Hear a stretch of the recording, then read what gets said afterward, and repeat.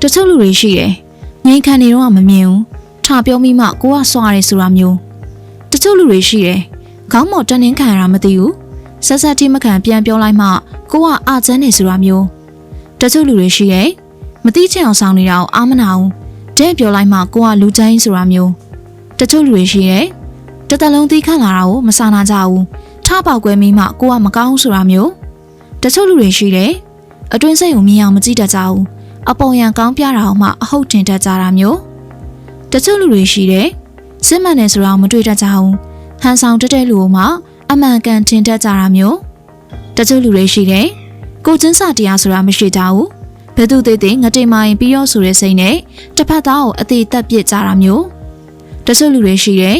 ရင်းနှီးချင်အောင်ဆောင်ပြီးမတိတတိစော်ကားတဲ့စကားပြောရကြတာမျိုးတချို့လူတွေရှိတယ်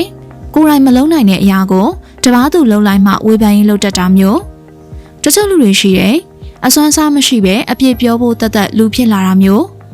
ဒါကြောင့်အကောင်းမြင်စိတ်အကောင်းမြင်ဝါဒကိုမကျင့်သုံးတတ်ပဲအသက်ရှင်နေတဲ့တချို့လူတွေအတွက်စိတ်ကတိကောက်ဖြစ်ဖို့မလိုဘူးတရားပဲဆက်ဆံပေးလိုက်ပါဟုတ်ကဲ့ပါအခုလိုဘုဒ္ဓတာတွေရရှိဖို့အတွက်ဆိုရင်တော့စပါးရိတ်မတ်တဲ့ပါဝါ page လေးကိုလည်း like and share လေးလုပ်ထားပေးကြပါအောင်ရှင်အားလုံးကျေးဇူးများတင်ပါတယ်ရှင်